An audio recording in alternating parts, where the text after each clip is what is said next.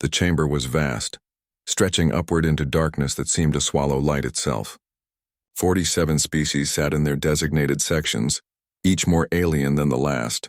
Some breathed methane, others existed as pure energy contained in crystalline matrices. The Galactic Council had stood for 12,000 years, a testament to cooperation among the stars. Today, they would decide the fate of humanity. Ambassador Sarah Chen stood at the petitioner's platform, a tiny figure dwarfed by the enormity of the space around her. Her gray hair was pulled back severely, and her face bore the lines of too many sleepless nights. Behind her, holographic displays showed Earth in its death throes. Brown continents where green once flourished. Oceans choked with dead zones. Cities half buried in sand or swallowed by rising seas. Honored counselors, Sarah began, her voice amplified across the chamber. We come before you not as conquerors or traitors, but as supplicants. Our world is dying. We have exhausted our resources, poisoned our atmosphere, and depleted our oceans. We do not ask for charity. We offer our labor, our knowledge, our loyalty in exchange for asylum. Grant us permission to establish colonies on uninhabited worlds, or provide us with the technology to restore our home. Counselor Vexith, a being of living crystal that refracted light into rainbow patterns, rose from the seat reserved for the crystalline collective. When it spoke, its voice resonated like wind chimes in a storm. Humanity, Vexith said, and the word dripped with disdain. In the 3 centuries since your kind achieved primitive spaceflight, you have been observed. Your history is one of unrelenting violence. You are among yourselves even as your world dies. You show no capacity for the harmony required of galactic civilization. Sarah's jaw tightened, but she kept her voice level. We acknowledge our past mistakes. That is precisely why we seek guidance, why we ask to learn from species who have achieved what we have not. We can change. We want to change. A counselor from the Hive Consensus, a creature resembling a mass of writhing tendrils, spoke next. Change requires time you do not possess. Your atmospheric collapse will be complete within 3 generations. Even if we granted your request, you lack the capability to transport your population. You would ask us to bear this burden? We have 10 million volunteers ready for colony ships, Sarah countered. Engineers, scientists, teachers, farmers, people willing to start over on harsh worlds. We have already designed generation ships using our current technology. We only need coordinates, permission to settle uninhabited systems. Uninhabited by whom? Asked a counselor from the avian sovereignty, a creature with multiple wings and eyes that glowed with inner light. Every world you deem empty has been surveyed and claimed or protected for future use. You offer labor, but dozens of species offer the same for far less cost and far less risk. You offer knowledge, but what knowledge does a species that poisoned its own cradle possess that we would want? Captain Marcus Webb stood in the observation gallery reserved for human delegation staff. His military uniform felt too tight, too formal for what he was witnessing. Around him, the other 20 members of Earth's diplomatic mission watched in growing horror as speaker after speaker rose to condemn their species. The Thermal Collective, beings of living plasma contained in magnetic fields, called humans destructively inefficient. The Silicon Confederacy labeled them dangerously unpredictable. The worst came from the Empathic Union, species who communicated through shared emotions. Their representative, a translucent being that looked like liquid light, simply broadcast a wave of revulsion so intense that several humans in the gallery had to be helped out. Sarah stood through it all, her back straight, her hands clasped behind her back to hide their shaking. When the testimonies ended, Vexith rose again. The Galactic Council has deliberated on humanity's petition for 17 standard cycles. We have reviewed your history, your biology, your psychology, and your potential. The decision is unanimous. The crystal being seemed to brighten as if savoring the moment. Humanity is denied all requests for aid, technology transfer, or colonization rights. The words hit like physical blows. Sarah swayed but did not fall. Furthermore, Vexith continued, the Council hereby enacts the quarantine decree. Humanity is forbidden from leaving the Sol system. A blockade will be established at the system's heliopause. Any human vessel attempting to breach this boundary will be destroyed without warning. This decree will remain in effect indefinitely, subject to review in no less than 5,000 standard years. You are sentencing us to extinction, Sarah said quietly, but the chamber's acoustics carried her words to every corner. "We are containing a threat," Vexith replied. "A species that cannot save itself from itself has no place among the stars. Perhaps in your final generations you will learn the harmony you should have achieved millennia ago." This session is concluded. The delegation returned to their ship in silence. The vessel was human-built, clunky and inefficient compared to the elegant alien craft that filled the station's docks.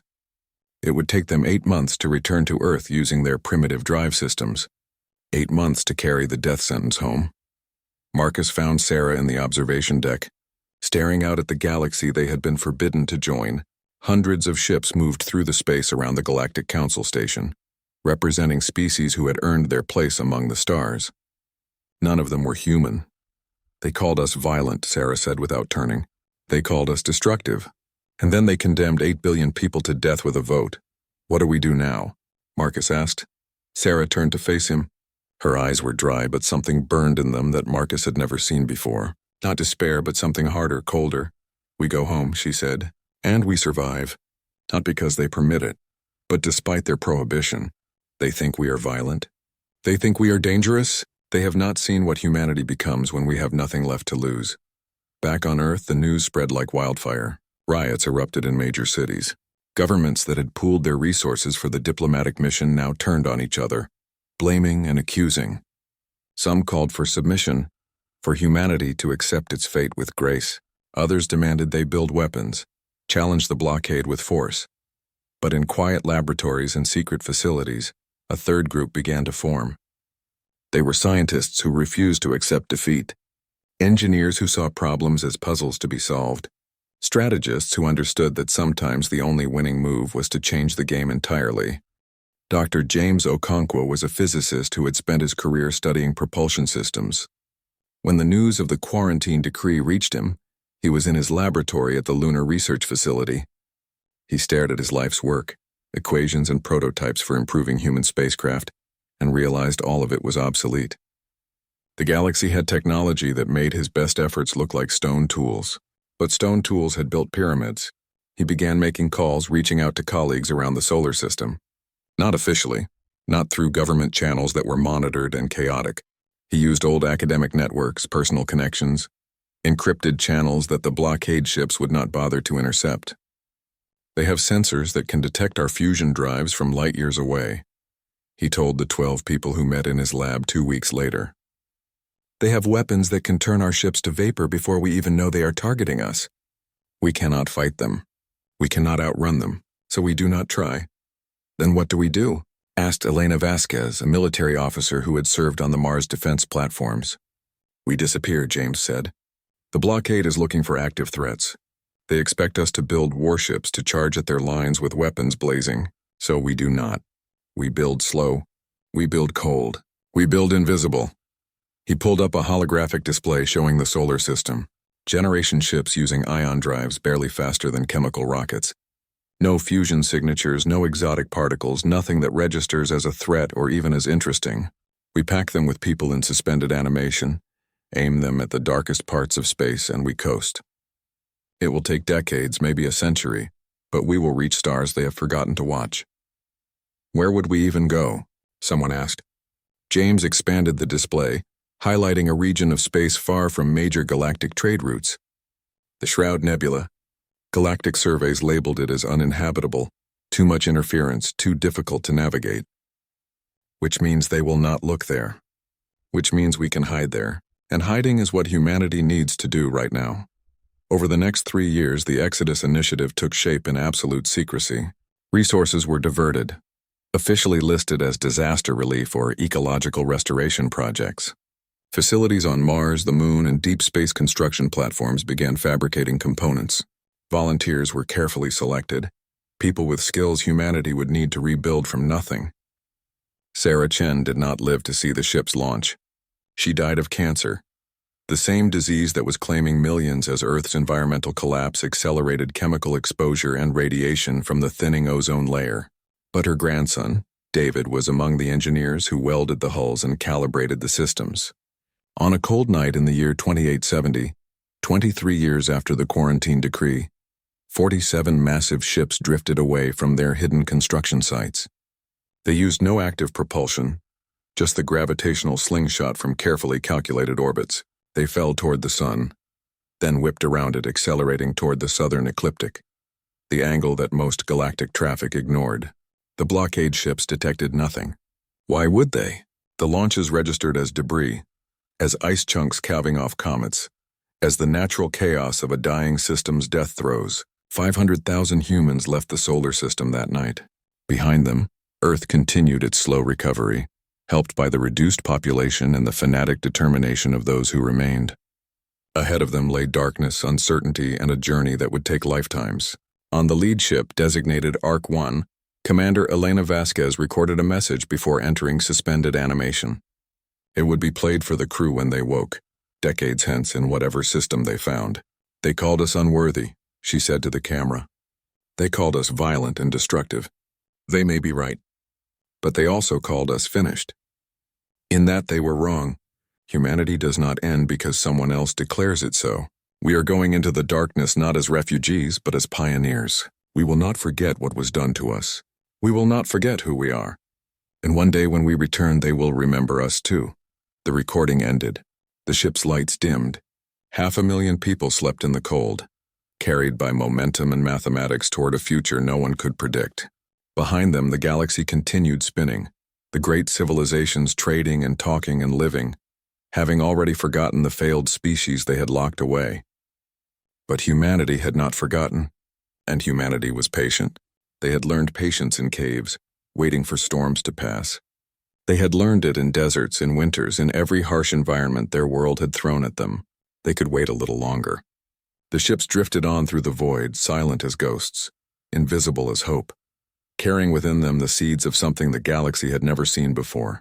Not humanity as it had been, violent and fractured and desperate, but humanity as it would become, forged in exile, tempered in darkness, united by the simplest and most powerful motivation of all: survival. The first thing Elena Vasquez felt when she woke was cold. Not the cold of ice or winter, but the deep cold that comes from sleeping for decades in suspended animation. Her lungs burned with the first real breath, and her muscles screamed as the reanimation drugs flooded her system. Around her, pods were opening in sequence, 200 people on Arc 1's command deck, all waking together, all feeling the same disorientation and pain.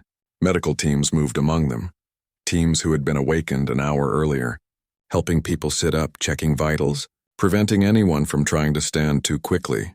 "Commander," a young medical officer said, appearing at her side, "please drink this slowly." Elena took the offered container and sipped the nutrient solution. It tasted like metal and chemicals, but her body craved it. "How long?" she asked. 47 years, 3 months, 14 days since launch," the officer replied. "We are approaching the Shroud Nebula." The automated systems woke the command crew as programmed. 47 years. Everyone she had known on Earth who was over 40 when they launched was likely dead now. Her parents gone. Her sister gone. The world she had left was already a different place, and she had missed it all, preserved in chemical sleep while time moved on without her. But that was the price they had agreed to pay. That was the sacrifice the Exodus demanded. It took 6 hours for the command crew to be fully functional. Elena made her way to the bridge, moving carefully in the reduced gravity. The ship's spin gravity systems had been minimal during the journey to conserve power, and her muscles had atrophied despite the preservation drugs. The bridge was smaller than she remembered, or perhaps she had forgotten what small truly meant after dreaming of vast spaces for half a century. A dozen stations, all designed for efficiency over comfort. The main screen showed the view ahead, and Elena caught her breath. The Shroud Nebula dominated the view, a vast cloud of gas and dust that glowed with internal light from young stars being born within it. It was beautiful and terrifying, spanning thousands of light years, dense enough that sensors could barely penetrate a few dozen light years into it. "Status report," Elena ordered, settling into the command chair that had waited empty for decades. Lieutenant Chen, David Chen, stepped forward. He had been 26 when they launched and was now 73. Though suspended animation had preserved him at 30. "All 47 ARCs report successful transit. We have lost contact with 3 ships, Arc 12, Arc 29, and Arc 41. Unknown if they were destroyed, diverted, or simply experienced communication failures. Total personnel, 473,208 confirmed alive and in suspended animation. We have awakened 1,000 key personnel across all ships to begin the next phase. Elena nodded. 3 ships lost meant nearly 30,000 dead, but it was better than they had feared. The journey through empty space had been perilous in ways the galactic species with their fast ships and advanced sensors never had to consider. A micrometeorite impact at these speeds could devastate a ship. A navigation error could send you tumbling off course. They had been lucky, and they had been careful, and they had survived. Begin surveys of the nebula. We are looking for star systems, preferably young ones with debris disks, anywhere we can find resources to refuel and rebuild. The next weeks were intense. The ARCs used passive sensors only, listening to the electromagnetic spectrum, watching for the gravitational signatures of planets and stars. They moved slowly, conserving fuel, letting momentum carry them while they gathered data. David Chen was the one who found it. He had spent the 47 years in suspended animation dreaming, the way everyone did. Fragmented dreams of Earth, of his grandmother Sarah telling him stories about the stars. He had woken with those stories still fresh in his mind, and with a determination to make them reality. "Commander," he called from his station one morning. "Ship time. I have something." Elena moved to his station, looking at the sensor data he had compiled. "What am I seeing?" A cluster of 7 stars, roughly 120 light-years deep into the nebula. They are young, maybe 50 million years old, hot, bright, and surrounded by debris disks. But here is the interesting part. He manipulated the display. They are in a configuration that creates a stable pocket within the nebula. The gas density is lower here. Visibility is better. But the surrounding material still blocks sensors from outside. It is like a clearing in a forest. How many potentially habitable worlds? At this range, I am detecting at least 15 rocky planets in or near habitable zones. Could be more. "Commander, this could be perfect." Elena studied the data, her mind racing through possibilities and dangers. It is also a trap. If someone finds us there, we have nowhere to run. "If someone finds us anywhere, we have nowhere to run," David countered. "We are generation ships full of frozen people running on fumes. We need to stop somewhere, and this is the best somewhere we have found." He was right, and they both knew it. Elena transmitted the data to the other ARCs and called a virtual council meeting. The ship commanders gathered in holographic form, their images flickering slightly from the interference of the nebula. The debate lasted for hours. Some argued they should go deeper, find an even more remote location. Others wanted to turn back, try to find hidden worlds closer to known space where they could trade and gather intelligence. But the majority agreed with David's assessment. The 7-star cluster represented their best chance. The ARCs altered course, a maneuver that took weeks with their limited fuel. They drifted toward the cluster, using gravity assists from denser gas pockets, riding the currents of the nebula like ancient sailors rode ocean winds. When they finally arrived, the sight was breathtaking. 7 stars blazed in the clearing, ranging from hot blue giants to cooler orange dwarfs. The debris disks around them glittered with asteroids and protoplanets. Radiation was high but manageable. Most importantly, initial scans detected no signs of alien presence, no relay stations, no mining operations, no ships. They were alone. Truly alone. For the first time since leaving Sol, humanity was unwatched. "Begin landing operations," Elena ordered. "Arc 1 will establish primary colony on the 4th planet of the Orange Dwarf. Disperse the other ARCs to different systems in the cluster. I want separation in case of disaster, but close enough for communication." The landing was controlled chaos. Ships not designed to land had to be partially disassembled in orbit, their components lowered on tethers and chemical rockets. The first colonists woke in waves, 3,000 at a time, given crash courses in survival and sent down with prefab habitats and tools. The world they named New Hope was harsh. Thin atmosphere, low oxygen, high gravity compared to Earth. The colonists had to wear respirators at first, living in sealed habitats while they worked to establish the infrastructure for terraforming. It was hard labor, backbreaking, and dangerous. People died from accidents, from equipment failures, from simple exhaustion. But they persevered. That was what humans did. They persevered. Elena walked the surface of New Hope 6 months after landing. The settlement sprawled across a valley between low mountains, a collection of domes and tunnels and half-buried structures. 5,000 people lived here now, with more waking every week as the support systems expanded. David found her standing at the edge of the settlement, looking up at the stars visible through the thin dust of the nebula. "Thinking about Earth?" he asked. "Thinking about the galaxy," she replied. "Out there they have forgotten us. They think we died in our cradle, poisoned by our own waste. They have no idea we are here." "Good," David said. "Let them forget. We have work to do." And they did. Over the following years, the hidden colonies expanded. They established mining operations on asteroids, built fusion reactors from refined materials, and began the slow process of terraforming worlds. The nebula provided resources and cover, but it also provided isolation. That isolation was both blessing and curse.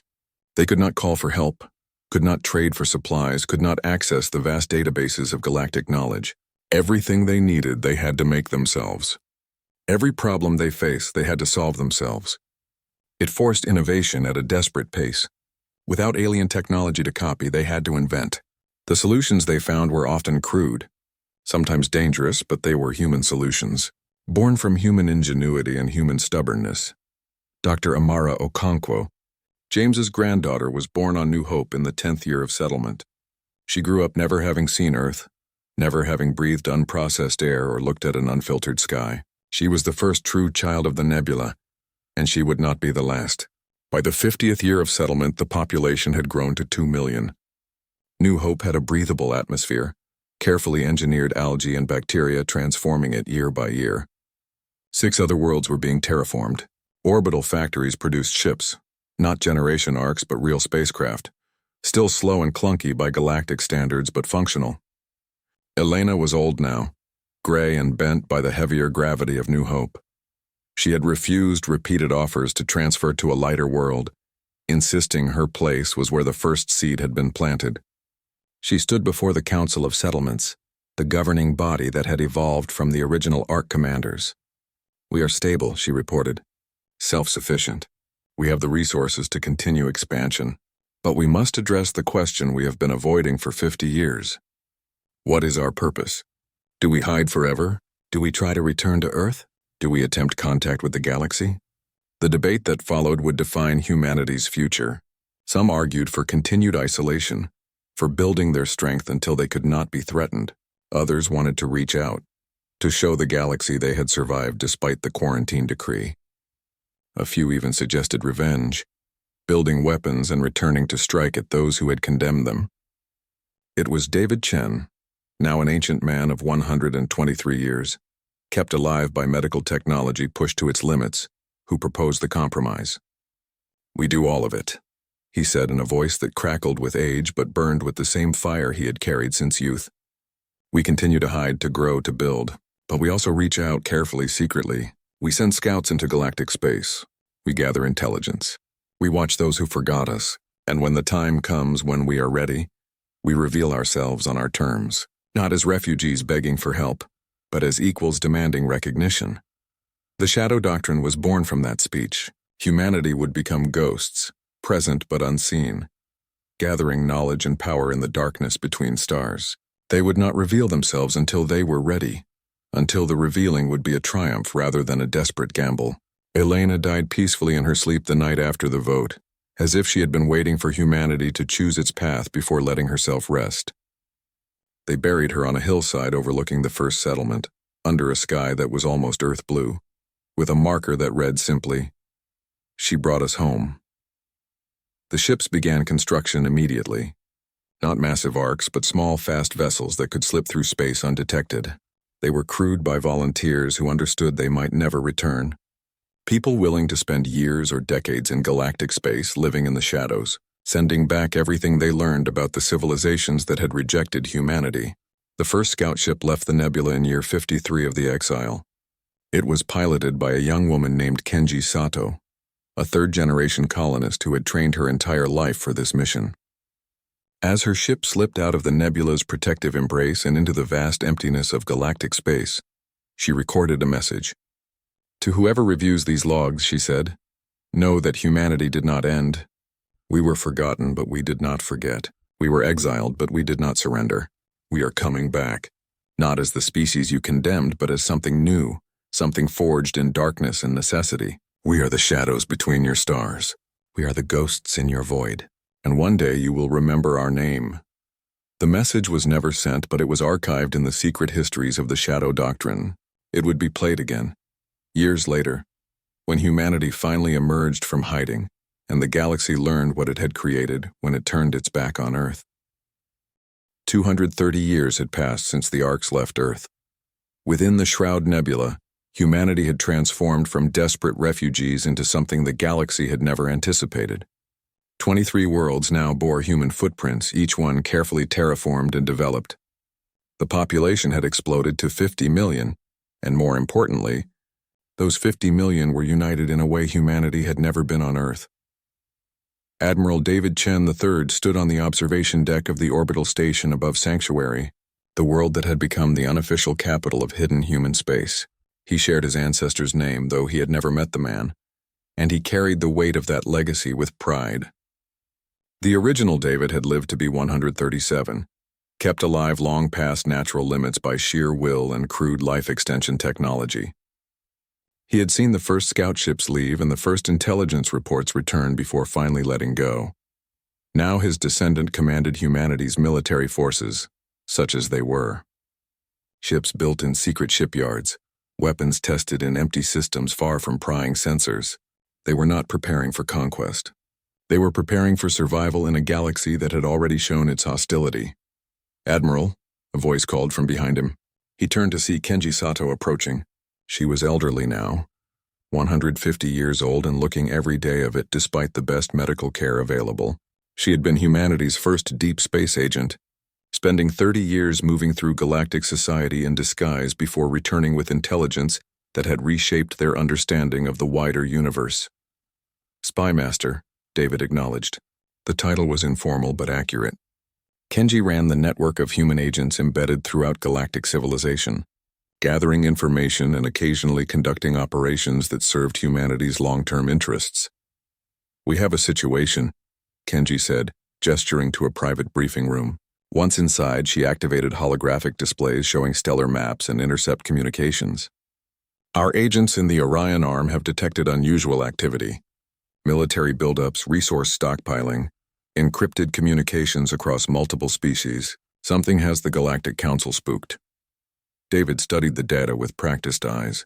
Military strategy had evolved significantly during humanity's isolation.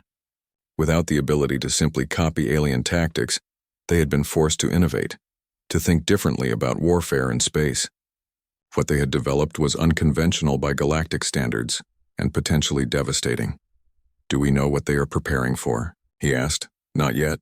The Council is being unusually secretive. But our best analysts think it is external. Not internal politics, but something from outside known space." David considered this. 2 centuries of intelligence gathering had taught humanity much about the galactic political landscape. The Galactic Council maintained peace through economic interdependence and overwhelming force. Member species rarely fought each other because the cost of exclusion from galactic trade was too high. But an external threat would change everything. "Keep monitoring. I want to know the moment you have solid information." "There is something else," Kenji said, her expression darkening. "One of our agents sent a final transmission from the galactic core. She was compromised, caught by Council security while accessing classified databases. Before they could interrogate her, she triggered her failsafe." David closed his eyes briefly. Failsafe was the polite term for the suicide protocol all deep cover agents carried. It was a necessary evil, ensuring that captured agents could not reveal the existence of hidden human civilization. But it never got easier to hear about. What did she learn before the end? That the Council has been monitoring the Sol system. They detected increased activity on Earth about 50 years ago. Signs of recovery, population growth, technological advancement. They have been debating whether to reinforce the blockade or attempt direct intervention. Do they suspect the Exodus? No evidence of that. They seem to think any survivors simply remained on Earth.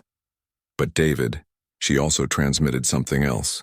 The Council has been detecting anomalies, gravitic disturbances in several sectors, resources disappearing from supposedly empty systems, occasional sightings of unidentified vessels. Nothing they can confirm, but enough to make them nervous. They think they have a ghost in the machine. David smiled grimly. They do. 43 of them operating across 12 sectors. The agent network had grown slowly but steadily. Humans could pass for several galactic species with the right biological modifications and behavioral training. They were not perfect disguises, but they were good enough for low-level positions, the kind of jobs where turnover was high and scrutiny was low. Those agents gathered information, sometimes for decades, building complete pictures of galactic society, technology, and military capabilities. But more importantly, they had begun subtle sabotage operations. Nothing obvious, nothing traceable, but small actions that accumulated over time. Resources diverted, sensor records corrupted, security protocols weakened. Humanity was preparing the battlefield for a war they hoped never to fight. In another part of hidden human space, on the research world of innovation, General Amara Okonkwo oversaw developments that would have shocked the Galactic Council. She was James Okonkwo's great-great-granddaughter, carrying the family tradition of stubborn brilliance and refusal to accept limitations. The laboratory stretched for kilometers underground, shielded from sensors and prying eyes. Within it, humanity's best scientists worked on projects that pushed the boundaries of physics and ethics alike. General, Dr. Sarah Kim greeted her, a young researcher who had been born on innovation and never seen any world but this one. The quantum fold drive is ready for testing. Amara followed her to a test chamber where a small probe sat on a launch cradle. The quantum fold drive was humanity's answer to faster-than-light travel. The galaxy used hyperspace drives, punching through normal space into a higher dimension where distances were shorter. Those drives left distinctive signatures, easily detected and tracked. Humanity's approach was different. Instead of going through hyperspace, the quantum fold drive manipulated space-time directly, creating temporary folds that allowed near-instantaneous travel without the telltale hyperspace signatures. It was slower than galactic FTL drives, more energy-intensive, and had a shorter range, but it was invisible to conventional sensors. "Begin test sequence," Amara ordered. The probe vanished, not smoothly like a hyperspace jump, but with a brief shimmer of distorted space-time. Sensors across the facility searched for any detectable emission. Nothing. As far as conventional detection was concerned, the probe had simply ceased to exist. 3 seconds later, it reappeared 1 million kilometers away, exactly where it was supposed to be. Amara allowed herself a rare smile. "Excellent. Begin installation on the Shadow-class ships immediately. I want a full fleet operational within 2 years." The Shadow-class were humanity's first true warships. They were not large, only 50 meters in length, but they were packed with innovations born from necessity. Quantum fold drives for undetectable movement, neural link combat systems that connected pilot and ship directly, adaptive armor that could shift its molecular structure to defend against different weapon types, and weapons, carefully designed to exploit weaknesses in galactic military doctrine that 2 centuries of intelligence gathering had revealed. But the most important innovation was strategic, not technological. Humanity had learned that galactic warfare was ritualized, almost ceremonial. Fleets met in empty space, exchanged fire at long range, and the battle was decided when one side's shield generators failed or their commanders sued for peace. There were rules, unspoken but universally followed, about acceptable targets and acceptable tactics. Humanity had no intention of following those rules. "The Shadow Doctrine is evolving," Amara told her senior officers in a strategic meeting. "We are no longer simply hiding and gathering intelligence. We are positioning assets, preparing for the day when we must reveal ourselves. When that day comes, we will not ask for permission to exist. We will demonstrate that humanity is too costly to eliminate and too valuable to ignore." One of her officers, Commander Liu, raised a concern. "General, we still number only 50 million across 23 worlds. The Galactic Council represents 47 species with a combined population in the trillions. Even with our technological advantages, we cannot win a direct war." "You are correct," Amara acknowledged, "which is why we will not fight a direct war. We will fight an asymmetric war. We will strike targets they cannot defend, vanish before they can respond, and make the cost of conflict so high that negotiation becomes their only rational choice. We will be ghosts, shadows, nightmares. We will be everything they feared we might become, used in ways they never anticipated." It was a chilling vision, but it was born from necessity. Humanity had been given 2 choices by the galaxy: die quietly or prove their worth. They had chosen a third option: survive and thrive despite the galaxy's condemnation, then force recognition when they were ready. Back on Sanctuary, David Chen received a transmission from one of the deep space monitoring stations. It was heavily encrypted, marked with the highest priority designation. He retreated to his private quarters to decode it. The message was from Agent 17, embedded in a logistics position with the Crystalline Collective. She had been there for 20 years, working her way up from dock worker to supply chain coordinator. The intelligence she provided had been invaluable, but this message was different. It contained just 3 words repeated: "They are coming." David immediately convened the Hidden Council, the secret governing body of all human settlements. They met virtually, their holographic images gathering in a secure chamber that existed only as encrypted data streams. Agent 17 has sent an alert, David announced. She provides no details, just a warning. Something is coming, something significant enough that she risked breaking cover to warn us. Could it be related to the military buildups we have been monitoring? Kenji asked. Possibly. Or it could be something else entirely. Either way, we must assume this affects us directly. I am ordering all fleets to alert status. All agents in place are to activate listening protocols. I want to know what is happening before the Council does. Over the following weeks, more intelligence trickled in. The picture it painted was terrifying. Something was attacking galactic civilization from the edge of known space. Not raiders or pirates, but an organized, powerful force that consumed everything in its path. The Galactic Council was preparing for war, calling up reserves, repositioning fleets, and beginning evacuation of frontier worlds. The threat had a name: the Devourers, and they were unlike anything the galaxy had ever faced. In hidden human space, debates raged about what to do. Some argued they should remain hidden, let the galaxy and the Devourers exhaust themselves fighting. Others saw opportunity, a chance to offer help in exchange for recognition. A few even suggested allying with the Devourers, absurd as that seemed. David Chen listened to all the arguments, then made his decision. We watch. We prepare. We wait for the right moment. The galaxy forgot us once and left us to die. We owe them nothing, but we owe ourselves everything. We will not act until we know our action will secure humanity's future, not just satisfy our need for revenge or recognition. It was a cold calculation, but it was the right one. Humanity had learned patience during their exile. They had learned to think in generations rather than years, to plan for centuries rather than decades. They would wait, watch, and when the moment came, they would act decisively. The galaxy was about to learn that the species they had condemned to death had not only survived, but had become something new, something dangerous, something that would reshape the balance of power among the stars. They had become ghosts, and ghosts once manifested were terrifying to behold. The Devourer fleet emerged from dark space like a plague made manifest.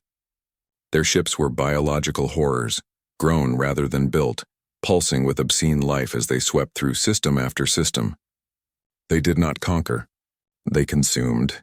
Worlds were stripped to bedrock, populations harvested for biomass.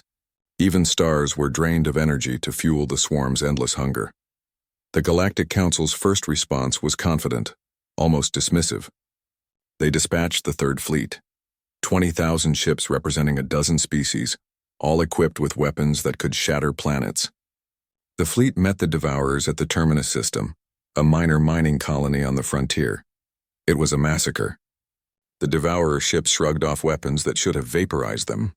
Their own weapons, if they could be called that, were terrifying in their efficiency. Biological projectiles that ate through shields and hulls alike, converting the very matter of Council ships into more Devourers. When the Third Fleet retreated, only 400 ships escaped. 1,600 systems lay between Terminus and the Galactic Core. High Counselor Zara Vexith, descendant of the Vexith who had condemned humanity, stood before the full Council assembly. The chamber that had once been so grand now felt cramped and desperate. Representatives shouted over each other, demanding action, placing blame, and mostly expressing fear. Order, Zara called, her crystalline form resonating with authority. The chamber quieted. Recriminations solved nothing. We face an existential threat.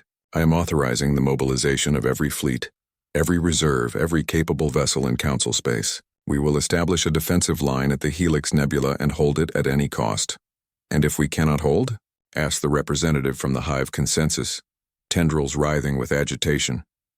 Then we fall back to the next line, and the next, buying time for evacuation of core worlds. But understand this. If the Devourers reach the core, our civilization ends. There's no negotiation with hunger, no diplomacy with consumption. We fight or we die. The Council dispersed to coordinate the defense. Zara remained in the chamber, staring at the holographic display showing the advancing Devourer fleet. Red markers spread across the map like blood in water. She thought of her ancestor, the original Vexith, who had been so certain of the Council's superiority, so dismissive of the primitive humans.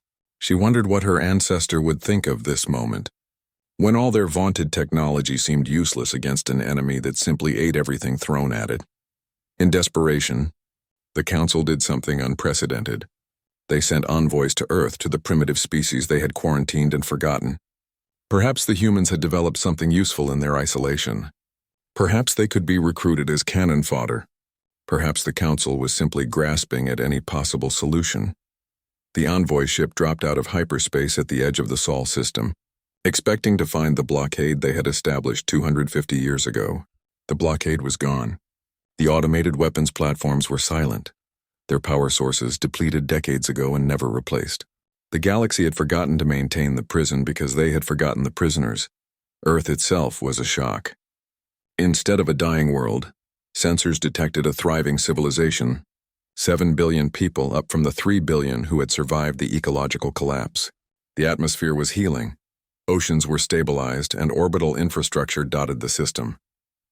Primitive by galactic standards but functional and growing, the envoy broadcast on all frequencies. This is Envoy Talseth of the Galactic Council, requesting immediate communication with Earth's governing body regarding a matter of extreme urgency. The response came within minutes. This is Earth Defense Command. Your request is denied. You quarantined this system and forbade contact. That decree remains in effect from our perspective. Depart immediately or be fired upon. Talseth was stunned. You do not understand. The galaxy faces extinction. We need every capable species to help fight the Devourers. Old grievances must be set aside. Old grievances? The voice from Earth was cold. You sentenced 8 billion people to death. 5 billion died in the decades after your decree, while you sailed past our system without a care. And now you want help? Respectfully, you can face extinction alone. You would condemn trillions to death for revenge? No, the voice replied. We would let you face the consequences of your own actions. You made it clear humanity was not part of galactic civilization. Very well. What happens to galactic civilization is not humanity's concern. This conversation is over. The channel closed. Talseth tried to re-establish contact, sent urgent pleas, even threatened to land forces. Earth's response was to power up planetary defense systems and launch interceptor craft. They were crude chemical rockets with nuclear warheads, but there were thousands of them, and Talseth's single envoy ship was not equipped for combat. The envoy retreated, carrying back to the Council the bitter news that Earth would not help, that humanity had not forgotten what was done to them. But the Council did not know about the Exodus, about the 50 million humans hiding in the Shroud Nebula, about the 250 years of preparation and planning. They did not know that human agents had been embedded in galactic society for generations, watching and waiting. They did not know that humanity had been monitoring the Devourer advance with great interest. The Battle of Helix Nebula began 3 weeks later. The Council had assembled its greatest fleet, 200,000 ships from every member species. They established a defensive line anchored on the nebula's dense gas clouds, using them as cover and obstacles for the Devourers. It was not enough. The Devourers came in waves, each one larger than the last. Their biological ships absorbed fire that should have destroyed them, adapted to weapons used against them, and relentlessly pushed forward. The Council line held for 6 days before breaking. The retreat was orderly at first, then became a rout as panic spread. In the chaos of the retreat, strange things began happening. Devourer ships that had been pressing the attack suddenly exploded for no apparent reason. Council ships that had been disabled and abandoned mysteriously reactivated and jumped to safety. Supply convoys that should have been caught and consumed made it through Devourer-controlled space unscathed. Captain Zixnal of the Avian Sovereignty's 7th Wing was among the first to report seeing them. His ship had been crippled, shields down, engines failing, drifting helplessly as Devourer ships closed in. His crew was preparing for death when ships appeared. They were unlike anything in Council databases. Sleek, dark, moving with impossible precision, they appeared without warning. No hyperspace signatures, no engine trails. One moment empty space, the next moment 20 ships in perfect formation. They tore into the Devourer vessels with weapons that burned with cold blue fire, cutting through biological hulls like scalpels through flesh. The Devourers tried to adapt, tried to consume these new attackers, but the strange ships were too fast, too unpredictable. They fought with a ferocity and creativity that no Council species employed, using tactics that violated every convention of galactic warfare. They targeted weak points that should have been impossible to hit, coordinated attacks with precision that suggested shared consciousness, and vanished as quickly as they appeared. In less than 5 minutes, a dozen Devourer ships were destroyed. The strange fleet then turned to Zixnal's crippled vessel.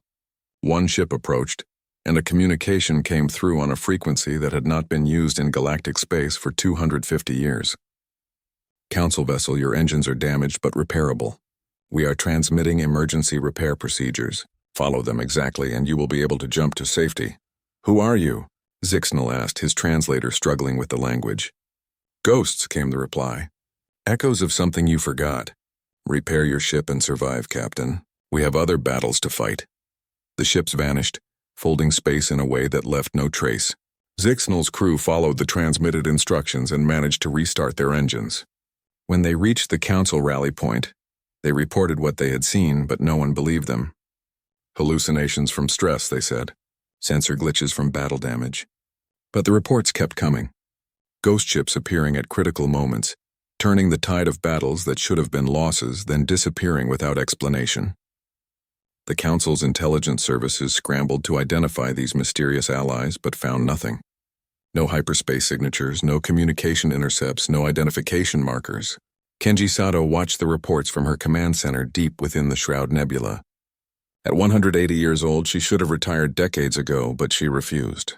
This was the moment she had spent a lifetime preparing for, and she would see it through. Our doctrine is working, she told the assembled intelligence chiefs. The Council sees ghosts, unknowable allies who fight by no rules they recognize. They are desperate, confused, and grateful. This is exactly where we want them. How long before we reveal ourselves? One of the chiefs asked. Not yet. Every battle we fight anonymously, every life we save without claiming credit, it builds dependency. It builds the narrative we need.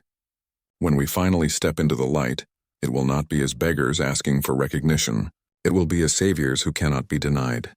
Admiral James Chen Okonkwo, descendant of both the Chen and Okonkwo lines, commanded the Shadow Fleet from the Bridge of the Retribution, humanity's first true capital ship.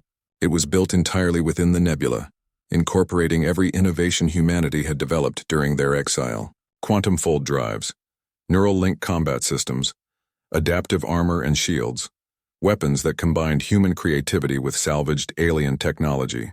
Around him, his crew worked with practiced efficiency. They were all volunteers, all understanding that they might not survive the coming battles. But they fought anyway because that was what humans did. They fought when the odds were against them, when logic said to surrender, when the sensible thing was to hide and hope the storm passed. They fought because the galaxy had tried to kill them once and failed. They would not give it a second chance. Target the Devourer command ship, James ordered, studying the tactical display. The one with the enhanced bioluminescence. That is their coordinator. Kill it and the swarm loses cohesion. The Retribution folded space, appearing within the Devourer fleet before they could react.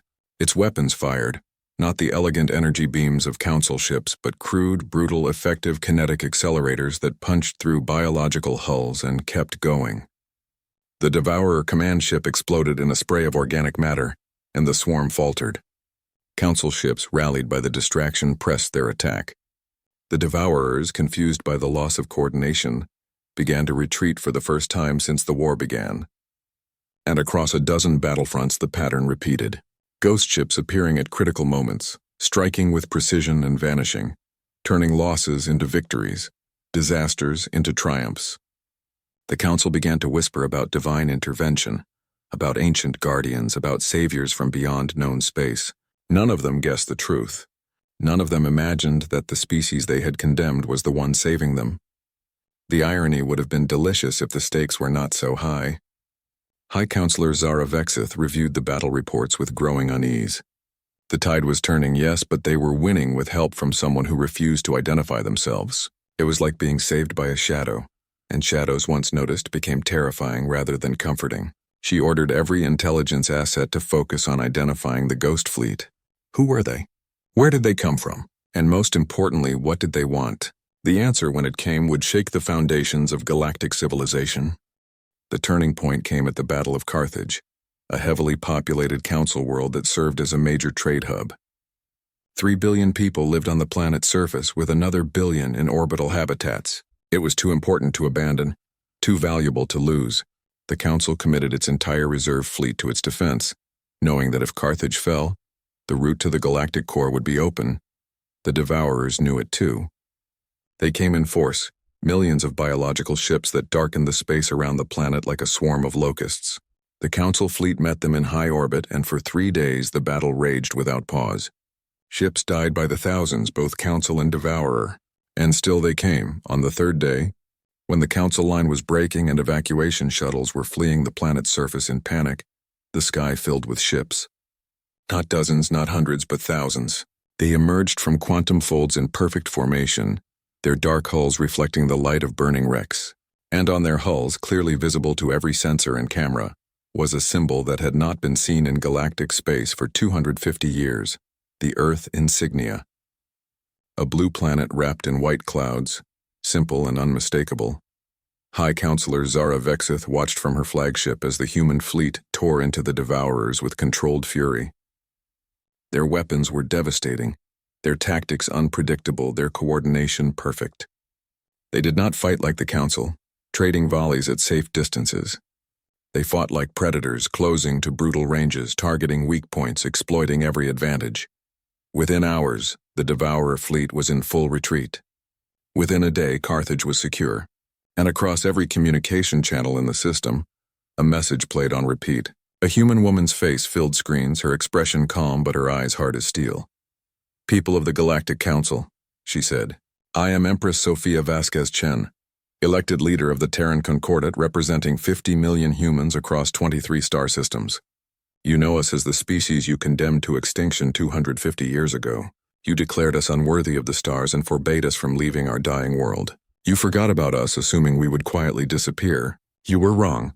The message paused, letting that sink in. Across the galaxy, billions watched in stunned disbelief. "We did not die," Sophia continued. "We survived. We fled into the darkness and built a new civilization from nothing. We watched you from the shadows, learned your ways, embedded ourselves in your society. We knew about the Devourers before you did. We have been fighting them while you debated and planned. The ghost ships that have been saving your fleets? Those were us. The mysterious allies who turned your defeats into victories? That was us. We have been saving you, the people who condemned us, because despite everything, we remember what it means to be part of something larger than ourselves." She leaned forward slightly, her gaze intense. "But make no mistake, we are not asking for your permission to exist. We are not begging for acceptance. We are here because we choose to be, and we will remain because you cannot remove us. The question before you is simple. Do you accept humanity as equals, with all the rights and privileges that entails, or do we withdraw and let you face the Devourers alone? You have 1 week to decide. Choose wisely." The transmission ended, leaving the galaxy in chaos. On Sanctuary, the capital of hidden human space, Sophia addressed her own people. The Grand Chamber was packed with representatives from all 23 worlds, and billions more watched remotely. This was the moment they had worked toward for 2.5 centuries. The moment of revelation. "Our ancestors were cast out for being too violent, too destructive, too dangerous," Sophia said. Perhaps they were right.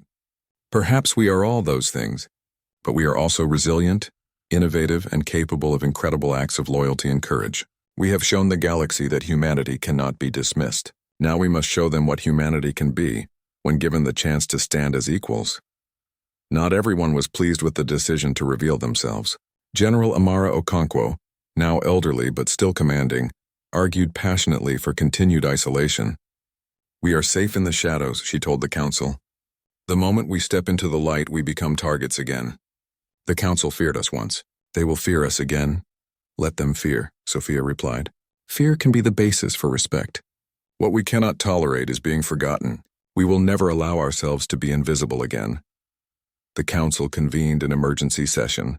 The revelation that humans had not only survived but thrived, that they had built an empire in secret and possessed technology that equaled or surpassed council standards, had sent shockwaves through every member species. Counselor Vexith found herself in an impossible position. Her ancestor had led the vote to condemn humanity. Now she had to decide whether to accept them or risk losing the only force that seemed capable of defeating the Devourers. "They deceived us," argued the representative from the Hive Consensus.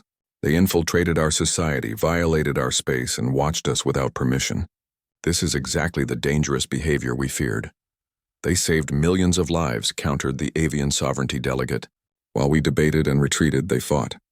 Our fleets would have been destroyed without their intervention. We owe them a debt." "A debt is not the same as acceptance," Vexith said quietly, "but perhaps it is a starting point. The question is not whether humanity is dangerous. They clearly are. The question is whether they are more dangerous as enemies or as allies." The debate raged for 3 days. Intelligence reports came in, confirming what the humans had claimed. 23 worlds, dozens of ships. Technology that was different from council standards but equally advanced in many ways. More importantly, the deep analysis revealed something the council found disturbing. Humans had been among them for decades, possibly centuries, and they had never noticed. How many of the workers, traders, and low-level functionaries across council space were actually humans in disguise? The answer was 43 confirmed agents, with possibly dozens more unidentified. It was a level of infiltration that should have been impossible. The implications were terrifying. On the 4th day, Vexith received a private communication request. She accepted it and found herself facing a hologram of Sophia Vasquez Chen. "Hi, Counselor," Sophia said with a slight nod. "Thank you for accepting my call." "Empress," Vexith replied cautiously, "you have put the Council in an impossible position." "I have given the Council an opportunity," Sophia corrected. "You can accept that humanity exists and deserves a place among the stars, or you can reject us and face the Devourers without our help. Those are your only options. We will not return to the shadows, and we will not submit to another quarantine. You manipulated us. You watched us suffer and only revealed yourselves when it served your purposes." "Yes," Sophia agreed without hesitation. "Just as you watched Earth suffer and did nothing. Just as you condemned billions to death without remorse. Tell me, Counselor, which action was more monstrous? Our deception or your casual genocide?" Vexith had no answer. She had studied the historical records, seen the debates from 250 years ago. Her ancestor had been so certain, so confident, that humanity deserved their fate. Looking at the woman before her now, strong and unyielding, Vexith wondered what the galaxy had lost by turning its back on Earth. "What do you truly want?" Vexith asked. "What we have always wanted? Recognition, respect, the right to exist among the stars without persecution. We will not be second-class citizens. We will not accept restrictions that do not apply to other species. We demand full membership in the Council, with equal voice and equal vote, nothing less. And in return, we will fight the Devourers with everything we have. We will share our technology, our tactics, our resources. We will be the allies you need, but only if we are treated as equals." Vexith studied the human leader. "You are asking for trust after admitting to centuries of deception." "No," Sophia said. "I am offering a transaction. You need us. We need legitimacy. Neither of us has the luxury of grudges when extinction threatens us all. I am not asking you to like us, Counselor. I am asking you to be pragmatic." The call ended. Vexith sat in silence for a long time, thinking about pragmatism and principle, about the past and the future, about what her ancestor would think of this moment. The vote came on the 7th day. 47 species, the same number that had condemned humanity 2.5 centuries ago, now voted on whether to accept them. The debate was passionate, with strong voices on both sides. Some species argued that humanity had proven their worth through action. Others insisted that deception and infiltration disqualified them from membership. In the end, pragmatism won. The vote was 32 in favor, 12 against, and 3 abstentions. Humanity was granted provisional membership in the Galactic Council, subject to review after the Devourer crisis was resolved. Sophia received the news in her private chambers on Sanctuary.